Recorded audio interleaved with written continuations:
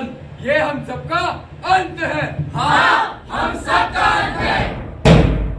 सुनो रे भाई, सुनो रे भाई, सुनो रे भाई, सुनो सुनो।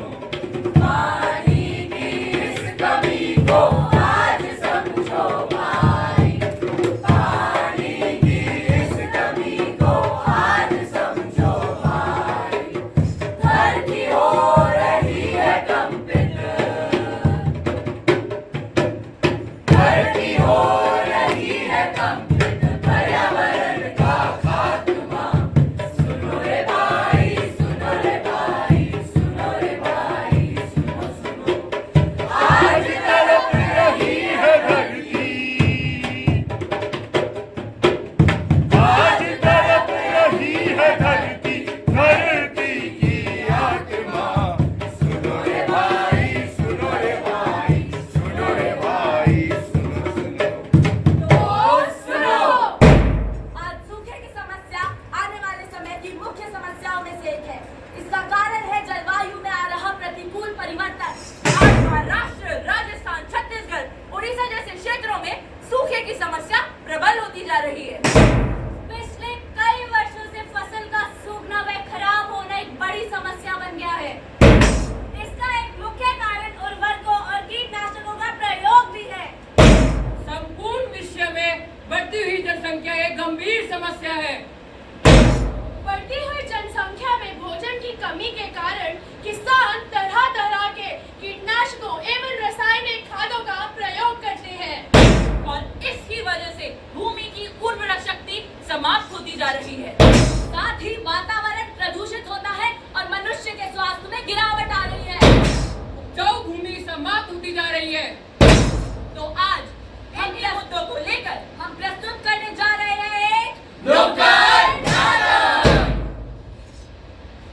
3 साल हो गए तुझे पैसे दिए, हर साल मांगने आ जाता है, वापस देने का नाम नहीं। पैसे तो इसने मुझसे भी लिए हैं, और जब वापस देने की बारी आई, ना नियत है ना औकात।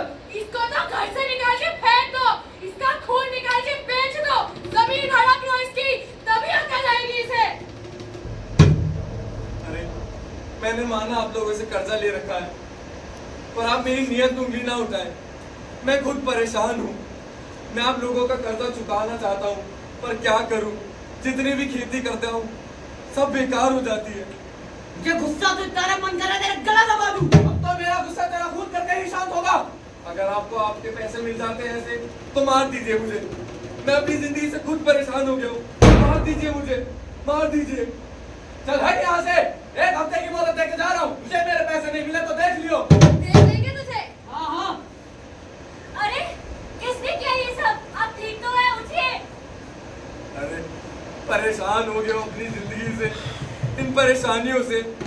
मन करता है कहीं जाके मर जाऊं, फांसी लगा लूं अपने आप को, जहर खा लूं।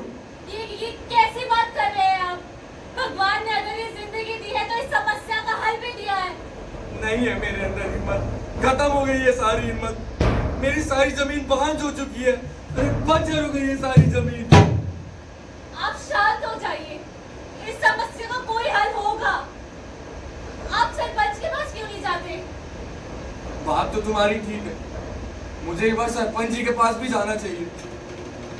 अब ये लाचार किसान अपनी समस्या का समाधान ढूंढने सरपंच के पास जाता है।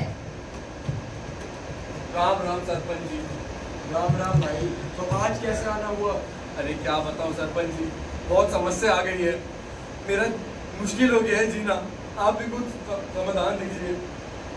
गांव के लगभग सभी लोगों का यही हाल है। अरे अपने जगदीश ने तो 2 रोज पहले फांसी भी लगा ली। ये धरती हमसे नाराज हो गई है।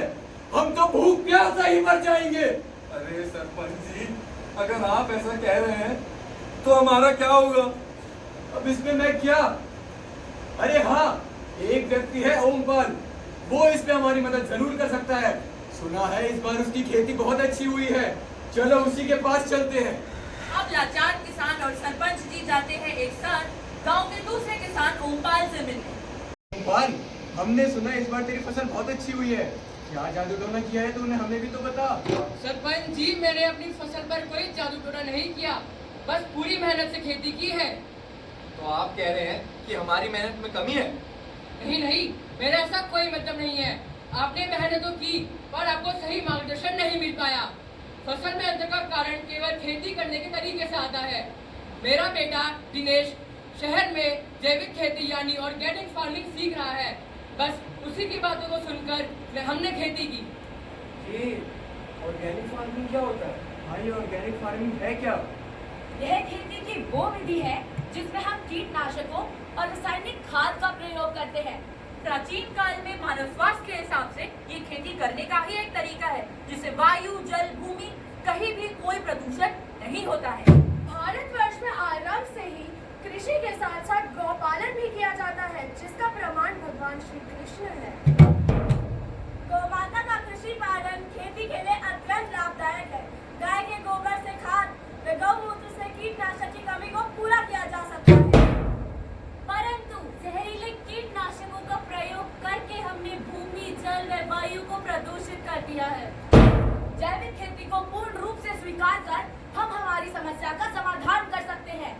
इससे भूमि की उपजाऊ शक्ति भी कम नहीं होती है। सिंचाई अंतराल में वृद्धि होती है। रासायनिक खाद के उपयोग को कम करने से लागत भी कम होती है। इससे भूमि का उत्पादन बढ़ता है और फसल में वृद्धि होती है। जैविक खाद के प्रयोग से धरती की गुणवत्ता बढ़ती है। इससे भूमि पे जल इकट्ठा होने की क्षमता बढ़ती है और भूमि का जल स्तर भी बढ़ता है। कचरे का उपयोग खाद में होने से बीमारियां की कमी होती है। फसल उत्पादन बढ़ता है और लागत की कमी होती है, जिसके कारण आय की वृद्धि होती है।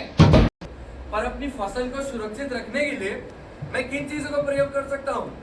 नीम की पत्ती का घोल, गौमूत्र, कच्चा दूध, हल्दी, हींग के पानी के छिड़काव से बस सूखी लकड़ी की राख से हम फसल को और उपजाऊ बना सकते हैं। आजकल सरकार जैविक खेती को बढ़ावा देने के लिए कैंप का आयोजन कर रही है। हम भी हमारे गांव वालों को उपयुक्त ज्ञान देने के लिए कैंप का आयोजन कर सकते हैं, क्योंकि जानकारी में ही समझदारी है। हम बदलेंगे तभी तो देश